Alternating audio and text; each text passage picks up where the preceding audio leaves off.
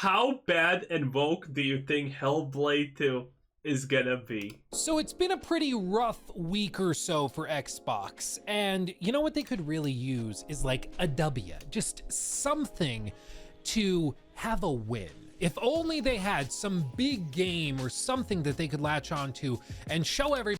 I'm pretty sure there's at least a ton of white powder in the C-suite in this situation. But yes, you're frustrated with what we're doing, but we have something awesome. And here you go. If only there was something like that. Well, you see, there might actually be something like that, but the team that handles the marketing over at Xbox seems to be dedicated to preventing anybody from ever hearing about it. I'm of course talking about Hellblade, which is a game that's slated to come out on the 21st of this month. Oh, look at that diversity, inclusion, and DUI haircut, boys. Good stuff. In the time period where people tried to have as less hair as possible because it was lice infested. Yes, just do the thing that, you know, makes dead hair stay in the head longer. Yeah, great choices. It's supposed to be out in less than 2 weeks, and basically nobody has heard a damn thing about this game. And the only thing that Xbox has done is send out the occasional tweet or retweet something. The hell is this? Is she supposed to be... Oh my god! Viking females! Finally, history gets to be the real history that we desire. This is amazing. Or maybe she's pagan. I have no clue at this point. Kind of looks more paganistic than Vikingistic. Something else that somebody posted, and that's about it. There's yeah, definitely more pagan than anything. been no marketing campaign for this game, and it is shocking. This trailer that's on screen right now is from the Game Awards 2019. This was the showcase to demonstrate how powerful the Xbox Series X and S were going to be. Look at what the next generation of gaming is going to be like. Yes, it's in-engine, but still, this is what the future of gaming looks like. And that was, at this point, 5 years ago. The game had already been in development for 2 years before. Okay, I'm not gonna lie. If you look at a trailer like that that has zero gameplay in it and is all pre-rendered cutscenes, say effectively just a movie snippet, I don't think you're supposed to call it good. That does not make a game good. I'm sorry. That. All told, it's been in the works for roughly 7 years, is expected to be between 7 and 8 hours long when all is said and done. And despite reportedly costing hundreds of millions of dollars, especially when you factor in the acquisition cost of buying out the studio, this game is getting no love. When you look at everything, no part of... Yeah, because everyone suspects it's gonna be a woke pile of garbage. Yep. Pretty much that. Yep. If this makes sense. Either they have internal metrics and they expect this thing to flop and so they're not going to waste any money on it, or most likely they are throwing this game out to the sharks. And listen, I'm saying this as somebody that really liked the first game. I loved the original Hellblade. I did a critique of it. It's one of like the first bigger videos I ever did on this channel. I love the original game, and I love Ninja Theory as a studio. But this small series of tweets is based... Huh, interesting. So, initially when I heard about Hellblade, and that was very recent, I have no idea about Hellblade 1 at all, people were saying it's a good game, but after, people started saying, no, Hellblade 1 was actually just a woke pile of trash already back in the day. So, I don't know, I'm kind of mixed, not sure which one it's gonna be, but judging from the modern landscape and, you know, gaming and whatnot, I'm kinda a little bit leaning towards the former, not the latter. Basically all we've seen for this game in the last month. And prior to that, there was like a preview event that IGN, for example, got to go to. And in that video, they describe it as a beautiful nightmare. They describe how it's very, very visually stunning. It is cutting edge when it comes to graphics, as you would expect. And that's reaffirmed by how they've presented this game. Pretty much all of the preview events, all of the little like developer directs that they've done, everything focuses on the fidelity, the motion capture, the performances, all of that stuff, which I'm sure is phenomenal. But But as we all know, there's a little bit more to making a super high quality and well-received video game. There's all those pieces that have to fit together, and then gameplay, and it all has to be fluid and immersive, blah, blah, blah. There's a lot that goes into it. But with all that said, there's just something weird going on with Senua's Saga Hellblade 2. There's just something off. Everyone started memeing on Xbox when they posted on the 8th. This is shortly after the news of all of the layoffs and everything happening. They posted a picture of Senua with the title of the game and a date, not even a link to their website to pre-order it or to pre-download it, nothing like that. They just posted a picture and everybody started joking, marketing, wow, biggest promotion this game will ever get. Can't believe they also closed their marketing department. Like it boggles the mind. The day after, they did post a more fleshed out little advertisement. They posted a little video trailer and a little wish list splash screen and the link to it, which again is at least something. I would argue this is the bare minimum, but I guess for Hellblade, it's the star treatment. And what's really shocking is that Xbox has done marketing before. They gave Redfall the star AAA treatment. That game was everywhere before it came out. Same with... Yeah, true, but they wanted Redfall to be, the new Left 4 Dead, essentially, so, yeah. Starfield was everywhere, just blown up with all sorts... Well, Starfield was the first Bethesda game in forever, because people refused to accept that Fallout 76 even existed. So, again, yeah, obviously, if you're going to put marketing somewhere, it's probably going to be those two. Of advertising, both online and then also in retail settings with big posters at GameStop and Best Buy and places like that. And Hellblade has just gotten nothing. An hour ago, I put up this poll because I just wanted to know how many of you guys had actually seen any marketing for this game outside of Xbox streams and stuff like that. And I was planning on leaving this up for a full day, but I got impatient and wanted to talk about this this game and all of this crap. So I just decided to make the video. Check on the community tab, I guess, when this video goes up. See. Yes, online. Yes, in person, 1%. That's probably a misclick, isn't it? What the vote count is up at that point, but I mean, this is pretty telling. 92% of people out of right now just 4,300 votes, but I have a community that's pretty in tune with gaming, and if 4,300 people are saying that 92% of them have not seen any marketing for this game, that's pretty shocking, especially because this is supposed to be Xbox's big game for the first half of this year. There's another thing that's a little bit weird with Hellblade as well, which is that the studio co-founder and one of the directors for the original Hellblade that I think was responsible for making it really stand out and just be cutting edge, especially for the time. That was a guy by the name of Tamim Antoniadis? I'm not sure. But this guy... Antoniadis?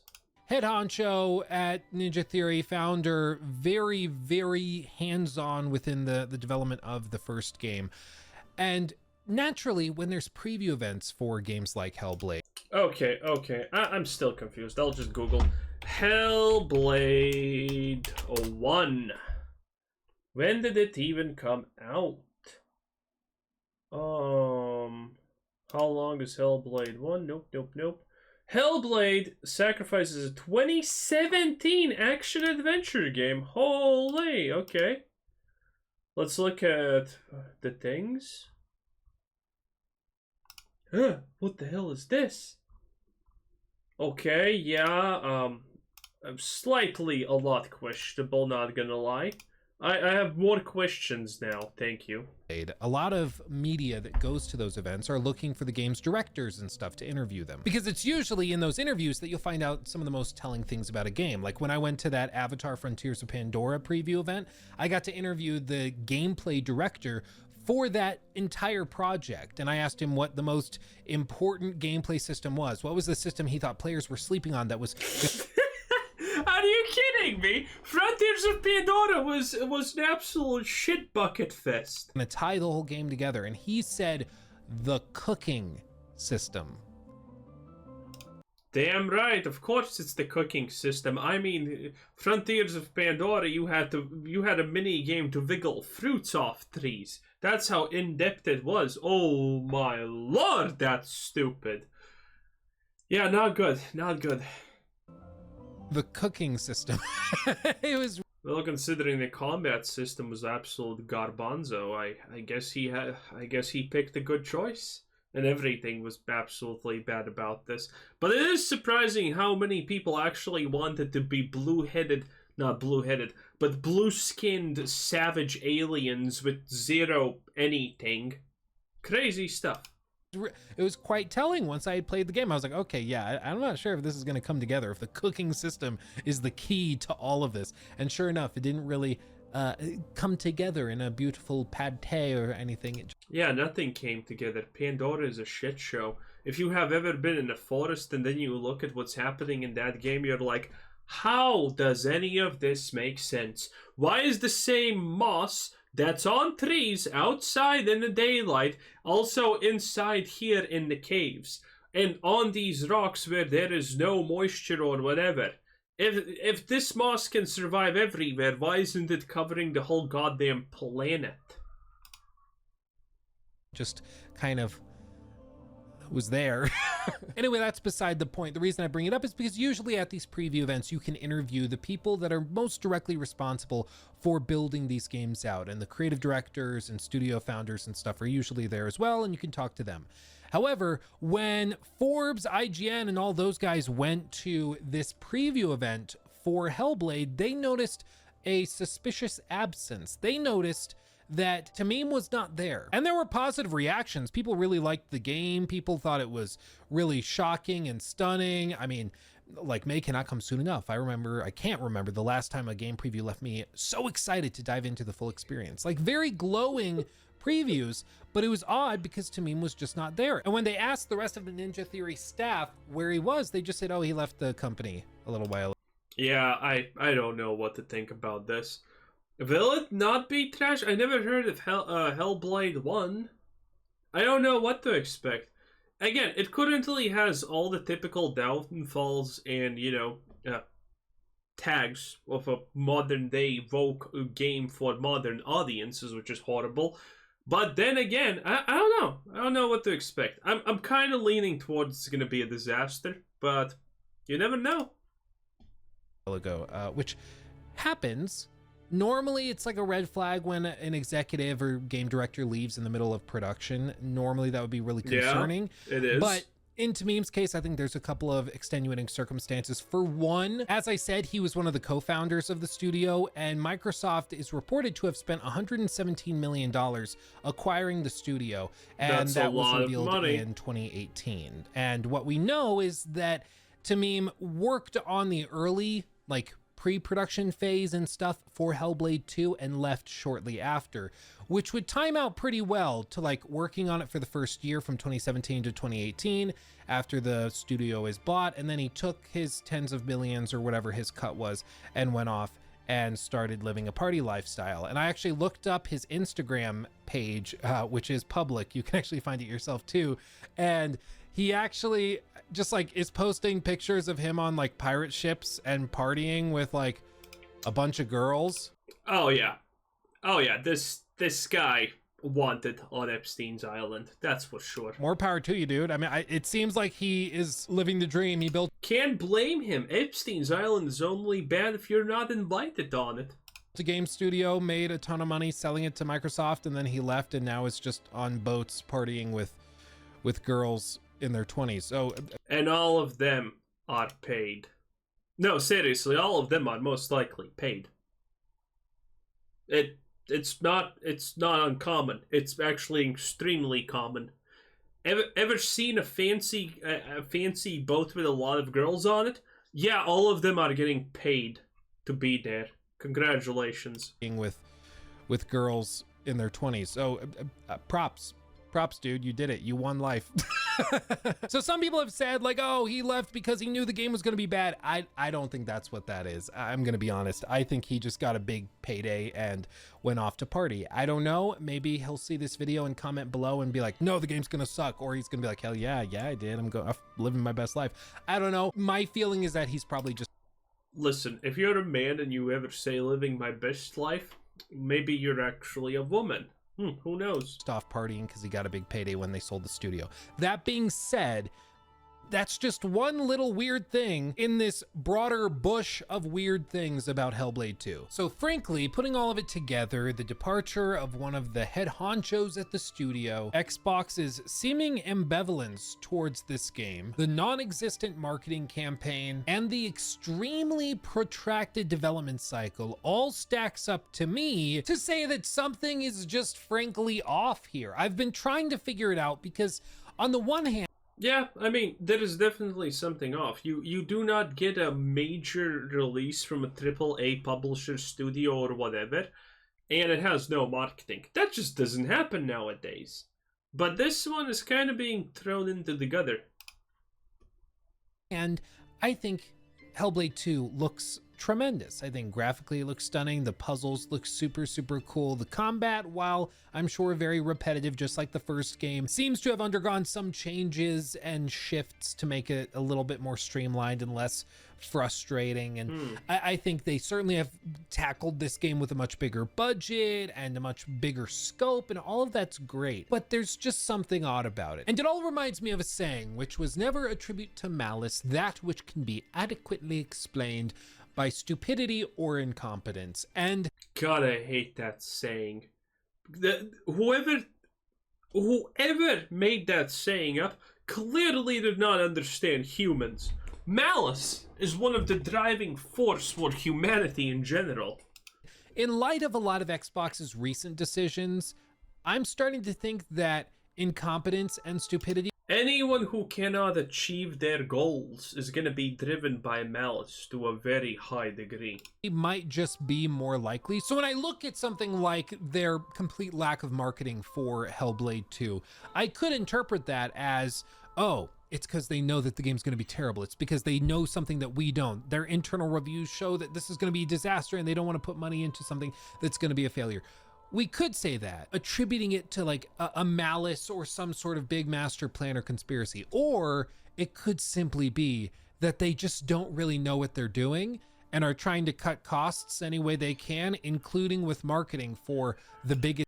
You know what's the worst part about marketing? Marketing never gets cut. Marketing just keeps on doing whatever marketing is doing. No one knows if it's good, if it's bad, if it's even successful. But marketing never gets cut. It's crazy. Game they've released this year. And this rule of thumb applies to many, many different things. It doesn't have to just be like Xbox's incompetence when it comes to marketing Hellblade 2. It can also come out with studios releasing buggy or broken versions of games, like something like a CDPR. Like, was it this big, evil, masterminded plan to sell people a broken game? Or did the executives just honestly have no idea how broken it was because everybody around them were yes men who didn't want to give them bad news and didn't want to upset the big boss man, so they all just kept their mouths shut? And smart. That's how you keep your job. Listen, this is how it works in real life. Boss says this is amazing. Now you can be the idiot and say, no, this is garbage, what are you talking about, and get fired, or you can say, yeah, this is kind of good. Wow, you did something here, chief. And when it fails, and your boss says, how did this fail, you can be the one that's tapping on his shoulder and saying, hey, no one thought it's gonna fail. This was supposed to be amazing. We all thought that. And then you're even better in your standings. Again, it's all about just being a horrible human being at the end of the day. And then there was a disaster as a result. In my opinion, it's more likely that it's the latter, that sometimes there's just miscommunication or dysfunction that leads to cascading effects that are much more damning and damaging to the broader enterprise. And in the case of Hellblade 2, I am worried that an otherwise great game could potentially suffer under the weight of something beyond its control. Because at this point, all of the preview events that have happened, that is to say, the one preview event that has happened, the feedback from that event was extremely positive. People thought the game looked and played tremendously well. They were super excited to see how they would actually flesh this out into a final product. And Ninja Theory has some amazing world-class talent. There is no debate about that. These guys really know what they're doing. And they've been given pretty much as long as they want to make this game. Almost all of the red flags for this. It's hard for me to say what's gonna happen. It could be a disaster, it could be nothing special, it could be, well, you know, the normal stuff. Anyway, that was Luke Steffens.